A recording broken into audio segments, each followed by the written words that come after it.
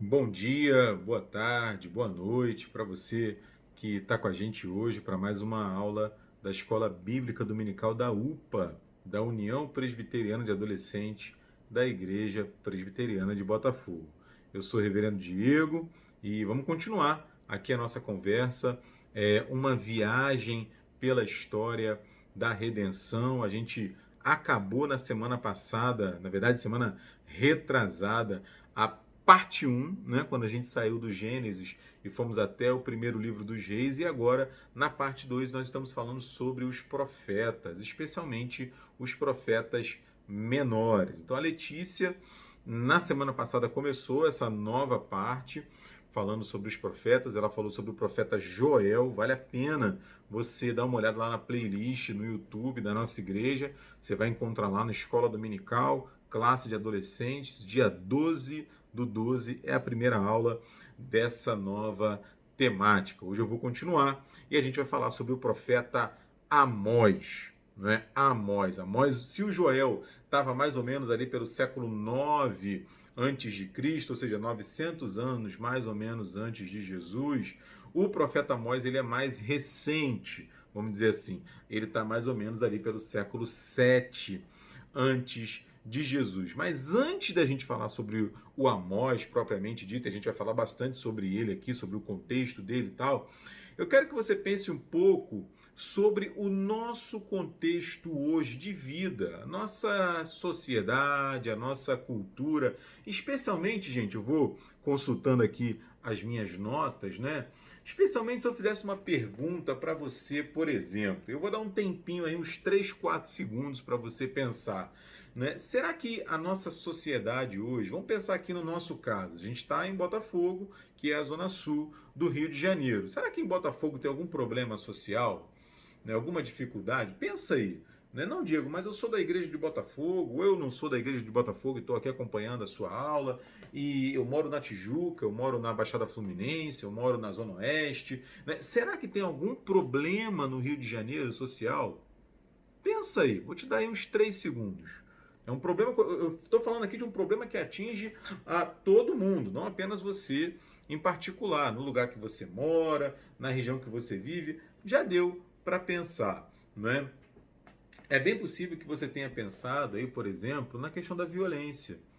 Não é? A gente sabe que o Rio de Janeiro sofre bastante, né, com a violência, mas pode ser que você tenha pensado também na desigualdade social. Tem gente que tem muito, né? Tem sobrando e não tem nenhum problema. Trabalhou, herdou, não é? Conquistou. O problema é que tem muita gente que tem muito pouco. Muita gente que tem muito pouco. E por várias razões também. Então a gente vê essa desigualdade. Não é a ganância de muita gente querendo muito e querendo só para si. Pode ser que você tenha pensado também, por exemplo, na questão política, né? Políticos ruins, né? Isso, infelizmente, como o Brasil, como o Rio de Janeiro, a gente não vive isso de hoje, né? A gente tem, ao longo da história, infelizmente, lidado com muitas administrações ruins. Pensa, por exemplo, infelizmente, né, estão sendo investigados aí, há toda uma investigação em curso, mas no caso dos governadores do Rio de Janeiro, a gente tem tido como Estado problemas com a política, ou seja, são tempos difíceis e é um problema social, não é? Ah, outra coisa também, pode ser que alguém tenha pensado, e isso é muito triste de dizer, mas religiosos ruins, né? Sobretudo líderes religiosos, seja do espectro que for, da vertente religiosa que for, muita gente má, né? Fazendo uso ruim da religião também é um problema muito grande para nós e é um problema social, desemprego, fome, enfim. Você deve ter passado certamente por algumas dessas questões. E aí, o que chama a nossa atenção? E por que eu estou falando disso? Porque o tempo passa, gente. O tempo passa e alguns problemas, infelizmente, permanecem os mesmos. Você vê, né? Eu estava lembrando aqui, fazendo as anotações para a aula, que qual é a razão de ser dos super-heróis? Por que surgem os super-heróis? Né? Desde do Homem-Aranha, né? Inclusive, nesse final de semana, a aula está sendo publicada para o dia 19 de dezembro, né? Nesse final de semana está saindo um novo livro, ó, o novo filme do Homem-Aranha, mas desde o Homem-Aranha até Naruto, Goku, Liga da Justiça, X-Men, né? Os super-heróis vêm exatamente para tentar, de alguma maneira, dar uma resposta a esses problemas, trazer justiça, trazer integridade, trazer retidão. Eu vou falar um pouco mais sobre isso daqui a pouco, porque são problemas que há muito, como humanidade, nos afetam. E aí, voltando agora para o Amós, o que a gente vai ver na história do Amós, nesses capítulos aí desse que é um dos profetas menores, lembrando como eu falava na nossa devocional na terça-feira, que a diferença de profeta maior para profeta menor é simplesmente a quantidade de textos que eles escreveram. Então você pega, por exemplo, o livro do profeta Isaías, ele é muito maior que o livro do profeta Amós, que o livro do Malaquias e por aí vai. Então só um parênteses aqui. Mas passam o tempo, ou seja, se a gente está considerando que o Amós ele está ali mais ou menos 700 anos antes de Jesus, passaram-se 2.700 anos. E muita coisa que o povo tinha que enfrentar naquela época, nós precisamos enfrentar hoje também.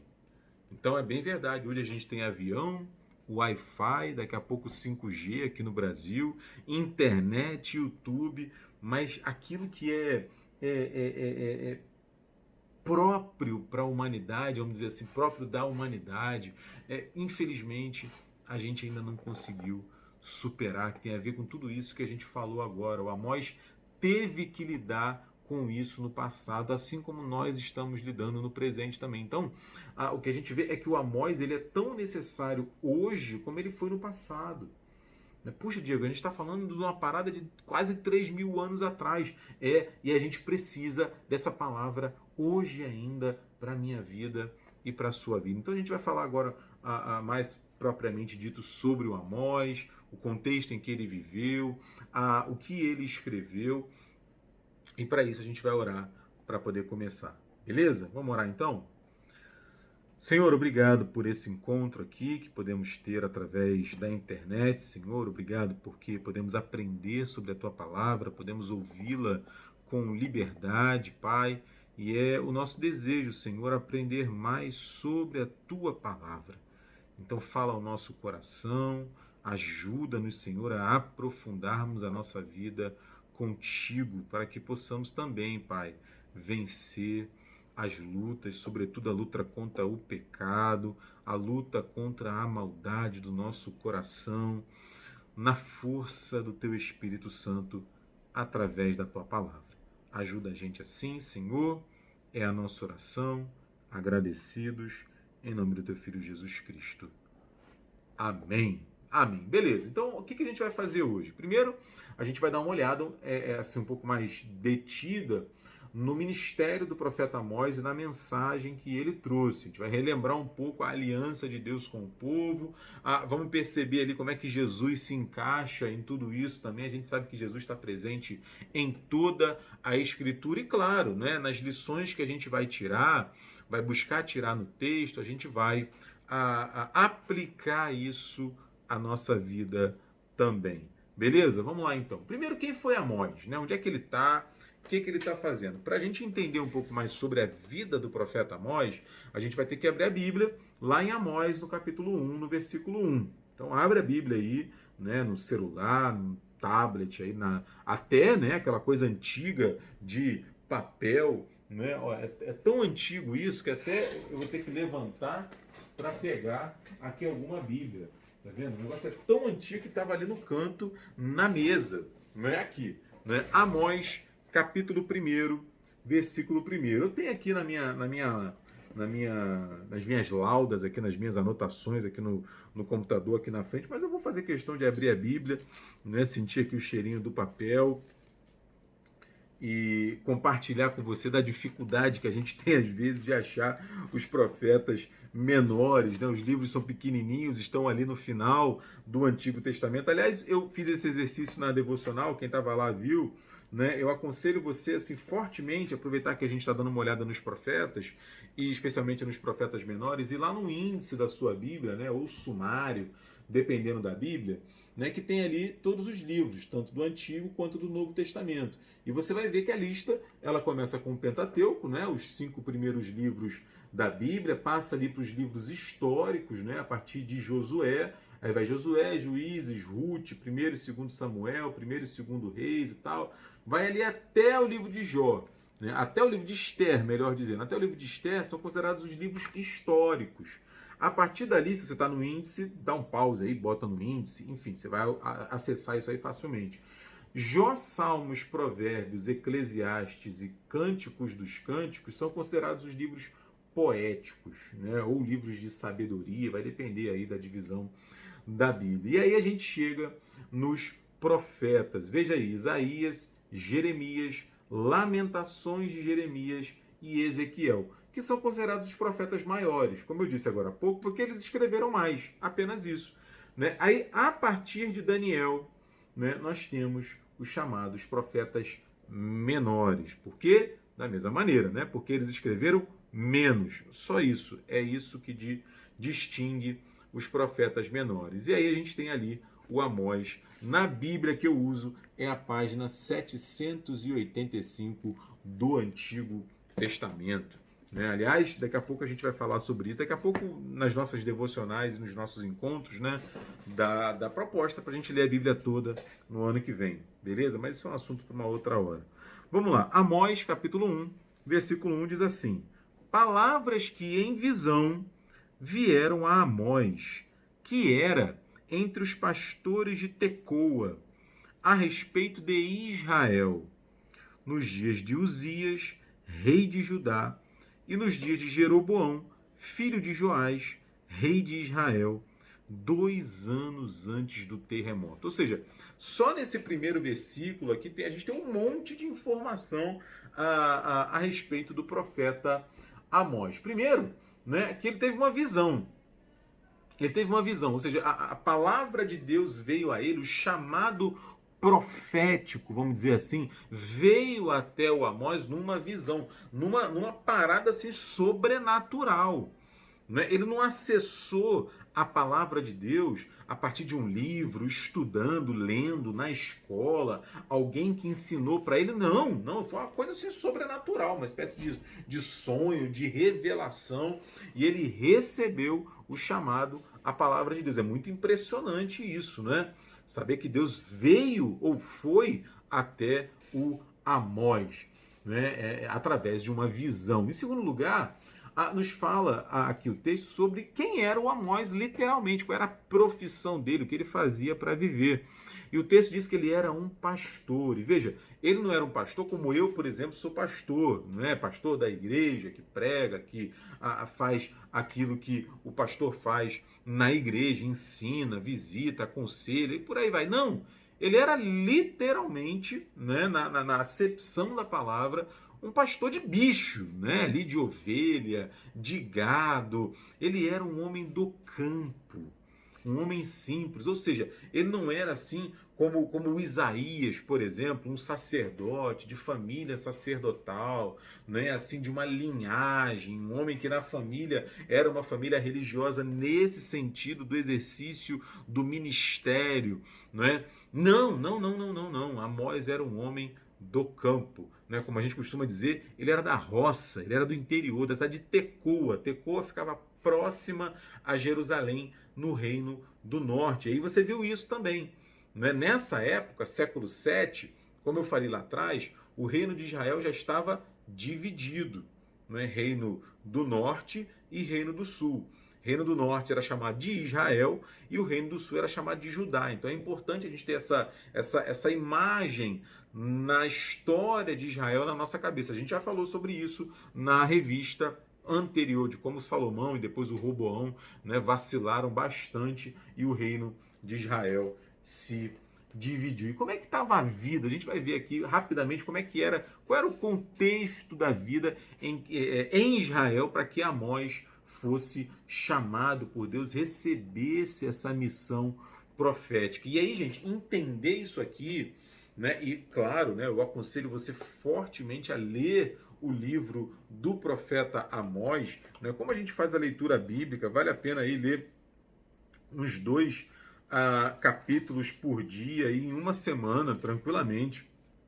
Na verdade, se você pegar em 40 minutos direto, né, 30 minutos, não muito mais do que isso, você lê o livro inteiro, são poucos capítulos e você vai ter essa visão assim, a panorâmica, né, mais aprofundada do profeta, para entender por que Deus chama o Amós. Porque o reino se dividiu, né, o reino se dividiu, e tirando esse estresse interno, vamos dizer assim, né, não tinha muita confusão externa, ou seja, outros povos assediando, de alguma maneira, ali acossando, atrapalhando a vida em Israel. Então era um tempo de relativa paz, não é? E até de certa prosperidade. Né? Opa, Diego, relativa paz, certa prosperidade, então tá tudo bem. Aí é que tá o problema. Porque a prosperidade, e até alguns chegam a chamar, eu anotei ali, né, de uma era dourada em Israel. O problema é que essa era dourada e essa relativa prosperidade, ela não era fruto de trabalho. Não era fruto de dedicação, não é? De empenho, né? De desenvolver dons e talentos. E aí, muitas vezes é natural, né? Vir a riqueza, porque você vai se organizando, vai trabalhando, vai estudando, vai se preparando. Né? Vocês estão, sobretudo os adolescentes, se preparando aí para isso. Daqui a pouco vai chegar vestibular e tal. E aí, né? Eventualmente, você consegue ser bem sucedido ali, tem condição de dar dignidade para a sua família. É disso que eu estou falando aqui. Né? Não era esse o caso. Não era esse o caso. Aqueles que estavam prosperando, ou muitos dos que estavam prosperando, estavam fazendo isso por conta do pecado, por conta da injustiça. Estavam se aproveitando dos mais pobres. Então, por exemplo, eu separei alguns textos bíblicos. Você está com a Bíblia aí aberta no Amós. Olha só o Amós, capítulo 3, versículo 15. Ele fala assim, ó. Derrubarei, né? A casa de inverno com a casa de verão. As casas de marfim, imagina isso, gente, uma casa de marfim, sabe o que é marfim, né? Não sabe, dá um Google, você vai descobrir, né? A casa de marfim perecerão e as grandes casas serão destruídas. Ué, por que Deus está falando que vai destruir casa de inverno, casa de verão, casa de marfim? Né? Será que é proibido ser rico? O problema é ser rico? Será que é isso? Né? Vamos ler mais um. Amós, capítulo 6, versículos de 3 a 6. Olha isso. Amós 6, de 3 a 6. Ó.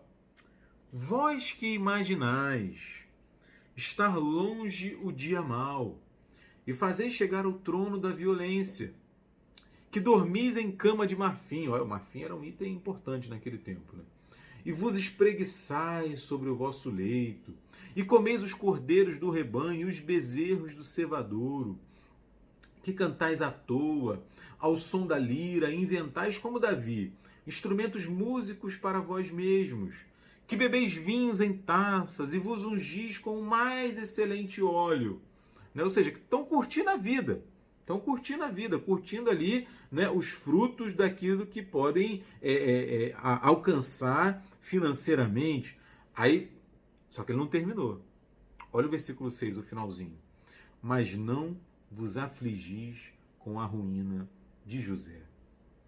Ué, Diego, então agora não pode aproveitar, né? Não pode curtir a vida nesse sentido aí que ele está falando, né? Dormindo, cantando, descansando e tal. É um problema isso? Calma. Olha aí o capítulo 4, o versículo 1. Essa aqui é muito maneira mesmo, né? Para quem não leu, sempre costuma ser uma surpresa, né? Ouvi estas palavras: vacas de Bazã, né? Que estás no monte de Samaria. Samaria era no reino do norte, era em Israel, né? Oprimis os pobres esmagais os necessitados e dizei a vosso marido, dai cá e bebamos. Né? Tá vendo? Diego, então o problema é que não pode ser rico, o problema é esse, tal. Não é isso, gente, não é isso.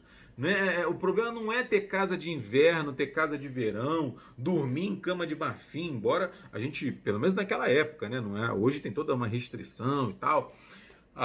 Lembrando que a gente está 2.700 anos atrás, né? Comer o melhor do rebanho, cantar, se alegar. Gente, o problema não é esse. O problema não é esse. O problema, como diz o texto nesses versículos que a gente está lendo, é, por exemplo, imaginar que está longe o dia mau. Foi o primeiro versículo que a gente leu, Amós 3:15. O que é imaginar que está longe o dia mau? Essa expressão dia mau, né, a gente vai falar muito sobre essa expressão, falando sobre os profetas, sobretudo os profetas menores, fala do dia em que Deus vai voltar. Hoje a gente espera Jesus Cristo voltar para resgatar a igreja. Esse dia, no Antigo Testamento e sobretudo nos profetas, ele é chamado de dia mau, o dia do juízo, o dia do Senhor. Por quê? Porque é quando Deus vai fazer justiça. É quando Deus vai pedir contas de todas as coisas. E o que eles estão fazendo aqui é o seguinte: eles estão vivendo como se esse dia nunca fosse chegar. Como se Deus nunca fosse nos cobrar a nossa responsabilidade, aquilo que nós precisamos fazer como filho deles. Não para sermos salvos, não para alcançarmos o seu amor, não para merecermos, não, porque a gente sabe que é tudo pela graça de Deus, né? Mas como responsáveis que nós somos como seus filhos. Deus deu para mim, Deus deu para você, como filhos de Deus, responsabilidades. Daqui a pouco eu vou falar um pouco mais sobre isso. E essa galera aqui está vivendo como se esse dia nunca fosse chegar, o dia de prestar contas, sabe? Prestar contas, você vai na padaria comprar pão pro seu pai, né? Vai lá, Diego, compra um pão ali para mim, aí ele me dá R$ 10. Aí eu gastei R$ 6 de pão, né? Aí meu pai vai chegar para mim, Diego, prestação de contas, vamos lá. Ou seja, ele está querendo troco, né? Eu vou lá e devolvo para ele os R$ 4. Isso é uma espécie de prestação de contas, né? E o pessoal está achando que nunca esse dia vai chegar. Tá tudo bem, né? Aquela coisa assim, tá tudo certo, vamos fazer o que a gente quiser, que Deus não se importa. Não, não, não, não, não. Aí tá o problema. Não apenas isso, mas, por exemplo, não se afligir com a ruína de José. Que isso, Diego? Não se afligir com a ruína de José. Foi o texto de Amós, capítulo 6, versículo 6 que a gente leu. José, aqui a palavra José, né, fazendo referência àquele José lá que foi para o Egito e tal, né, que é até o filme da Disney, né, José do Egito. Né, a referência aqui é que José, ele é um símbolo, né? Tem uma figura de linguagem, vocês aí que são os vestibulandos, né, que quando você toma o todo por uma parte, me faltou agora. Não é onomatopeia. Onomatopeia é quando é o barulho, né, que a gente faz, tá, os animais fazem. Enfim, me fugiu. Você que é vestibulando já sabe o que eu tô falando, né? José aqui, ele tá dando a ideia do povo de Deus. Então, qual é a denúncia aqui? Qual é o problema? O rico, né, não está se importando com o pobre, que é o povo, a maioria do povo, está ali curtindo a vida, né? E você que está na miséria, você que está com fome, você que está com... Você, para mim, é problema seu. Você, desculpe o termo, a expressão, você que se exploda, né? Então não está se afligindo com a ruína de... Queriam apenas desfrutar das suas riquezas, né? E finalmente não poderia ser mais claro o texto do capítulo 4, do versículo 1 que a gente leu, né? Há uma opressão sobre os pobres, né? Estão esmagando, ou seja, tornando ainda mais difícil a vida dos necessitados. Aí é problema. Aí é problema. Então, assim, eu insisto, né? Dentre os ricos de Israel naquele tempo tinha isso. Mas é claro que a denúncia não é só contra eles, né? Era algo assim que lamentavelmente estava sistematizado. Fosse rico, fosse pobre, muita gente em Israel tinha se afastado de Deus. A gente vê essa denúncia assim clara, expressa no início do capítulo 2 do texto de Amós. Vale a pena você dar uma olhada. Eu separei aqui para a gente poder ler, mas a gente vai gastar muito mais tempo e o nosso tempo já está chegando no final. A gente está aí com 24 minutos de aula. Mas imagina, gente, o povo que é chamado para viver com Deus, para ouvir a sua voz, para imitar a Deus, estava assim abandonando o Senhor, desprezando a palavra de Deus. É muito triste isso. Né? Por isso que no versículo 2 do capítulo 1, o Amós traz uma imagem fantástica. Ele fala o seguinte, ó, o Senhor rugirá de Sião e de Jerusalém fará ouvir a sua voz. Né? Ele usa a imagem aí do leão rugindo. É fantástica essa imagem, né? Porque assim como o leão rugindo está ali se preparando para atacar a sua presa, o Amós fala, ó, Deus está chegando. Deus não está satisfeito com isso, ele está vendo o que vocês estão fazendo. Né? E assim como o leão se prepara rugindo para poder alcançar a sua presa, Deus está vindo com o seu juízo, com a sua palavra, fazendo valer a sua vontade. Então, ao longo do livro, o profeta vai falar bastante ao povo de Deus, vai falar também às nações vizinhas, a gente vê isso no capítulo 1, por exemplo. E louvado seja Deus, né? Louvado seja Deus, que apesar de tudo, no final do capítulo 7, ali os versículos finais, Deus traz uma palavra de esperança. Então, a gente gastou um tempo maior nessa primeira parte, né? Que lições que a gente pode tirar aqui? Primeiro, a gente precisa fazer uma reflexão para a nossa própria vida. Né? Deus tem dado para a gente muita coisa boa. Não é para todos nós, de alguma maneira, né? Uma condição de vida confortável, muitas vezes, né? Às vezes mais do que a gente precisa. É só pensar, por exemplo, eventualmente no nosso guarda-roupa, na quantidade de roupas que a gente tem, sapatos e tal, para falar de coisas materiais, vamos dizer assim. Mas não apenas isso. Deus tem dispensado o seu amor, a sua palavra, o seu cuidado, a esperança nele, né? Na sua volta. E a pergunta é, o que nós temos feito com tudo isso? O que nós temos feito com tudo isso? Será que estamos vivendo olhando apenas, como costuma se dizer na expressão, olhando para o nosso próprio umbigo, pensando apenas em nós mesmos? Ou será que a gente tem tido os nossos olhos abertos para quem está ao nosso redor, para outros que tenham mais necessidades do que nós? Deus nos chama a essa reflexão. O Amós, ele profetizou num tempo muito difícil, e o tempo que a gente vive também não é dos tempos mais fáceis. Beleza? Vamos pensar aqui primeiro nisso. Em segundo lugar, não é? Eu usei aqui uma frase que eu gosto muito, você já deve ter me ouvido falar. Eu falo muito aqui na igreja com os adolescentes, com os jovens e tal. Gente, o segundo é que grandes poderes trazem grandes responsabilidades. Eu não consegui fugir do Homem-Aranha, né? Não consegui fugir do Homem-Aranha. Como disse muito bem o tio Ben, né? Muito bem o tio Ben, para o seu sobrinho Peter Parker, né? Que estava ali se descobrindo como o Homem-Aranha, grandes poderes trazem grandes responsabilidades. Isso foi um problema para o povo naquela época, porque quando Deus faz a aliança dele conosco, né, a gente já falou um pouco sobre isso na revista passada também, e vez por outra a gente retorna nesse assunto. Grosso modo, né, além de nos dispensar, de nos enviar o seu amor, a sua graça, ele dá ordens para a gente. Né? Eu falei agora há pouco sobre isso. E ordens que vão se espraiar, vão se dividir, vão se conectar com 3 esferas da nossa vida. Né? Primeiro, é um mandato espiritual. O que é isso, Diego? Um mandato, uma ordem. Mandato é ordem, tá, gente? Né? Um mandato espiritual, vou ficar desse lado aqui para não ficar na minha frente, né? É um mandato do nosso relacionamento com Ele. Deus espera que a gente se relacione com Ele. Né? Em segundo lugar, tem um mandato social, que tem a ver com as nossas relações, sobretudo a nossa relação com o nosso próximo. Né? Jesus vai falar muito sobre isso, né? Tem aquela parábola do bom samaritano, que ele nos ensina quem é o nosso próximo. O nosso próximo é quem está diante de nós, é quem está mais próximo. Né? E também um mandato que ele é cultural. Então, espiritual, relacionamento com Deus, né? Social, relacionamento com o nosso próximo, e cultural, que é a nossa relação com a cultura, com a sociedade.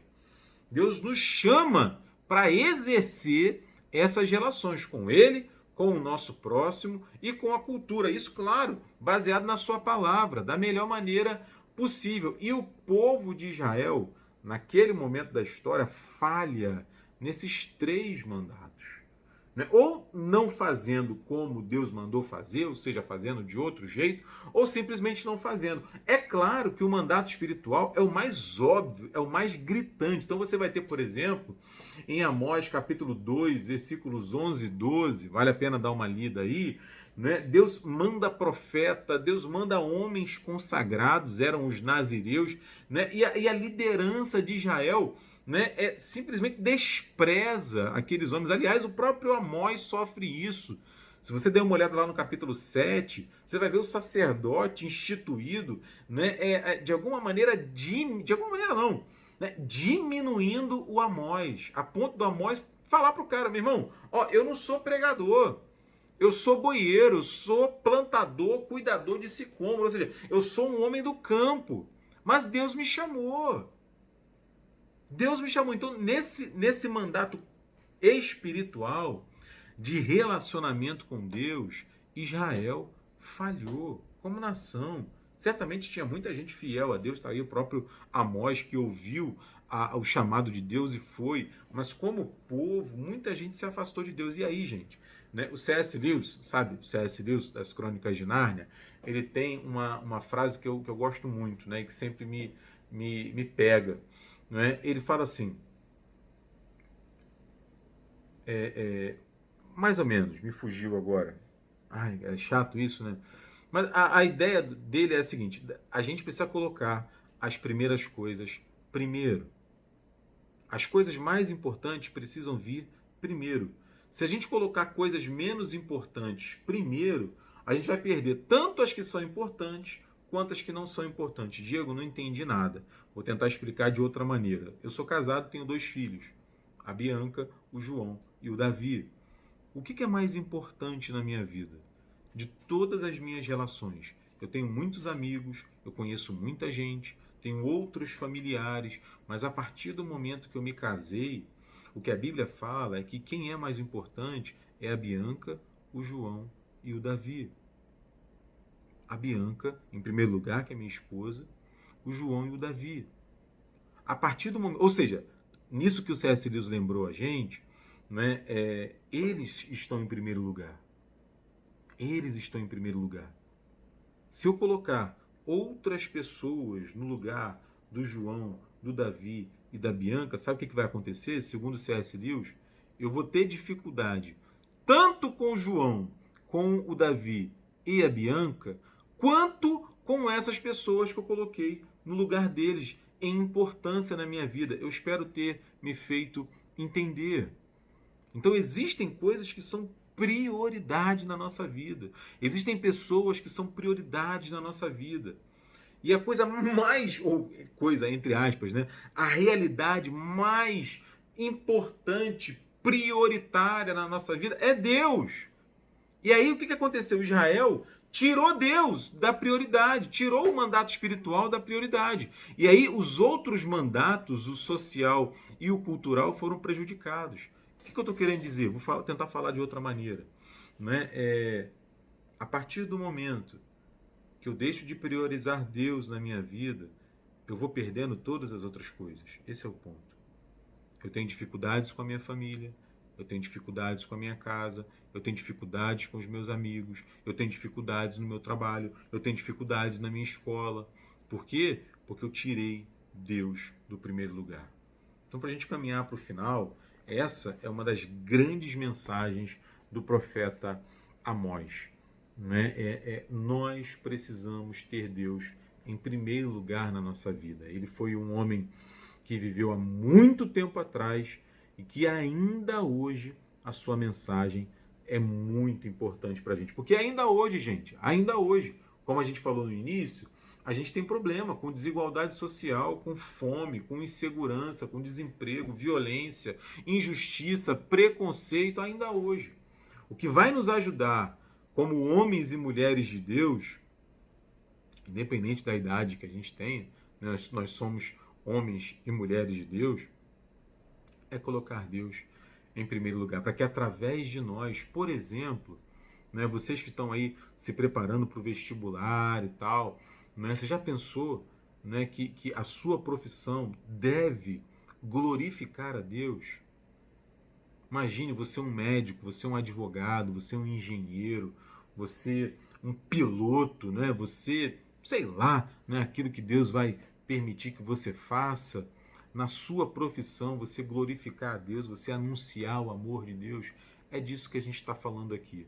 Que Deus continue a falar no nosso coração e nos ajude a conhecer ainda mais a sua palavra, especialmente nesse pedaço da Bíblia tão importante que a gente está falando agora, que são os profetas menores. Beleza, gente? Então vamos orar para terminar? Senhor, obrigado pela tua palavra, Deus, porque ela é que nos ensina e nos mostra a tua vontade. É incrível, Senhor, 2.700 anos depois, uma história tão antiga ser tão atual e necessária para a gente ainda hoje, como são as histórias do Joel, do Amós e dos outros profetas que nós ainda vamos ver. Ajuda a gente, Senhor, a aplicar essas verdades à nossa vida, nos abençoa, perdoa os nossos pecados, Pai, nos ajude na força do teu Santo Espírito a viver, Senhor, essa realidade que o teu próprio filho Jesus viveu também, né, que trouxe para a sua caminhada, para a sua história, esse agir profético para a glória do teu nome. Abençoa a gente assim, é a nossa oração, agradecidos, em nome do teu filho Jesus Cristo, Pai.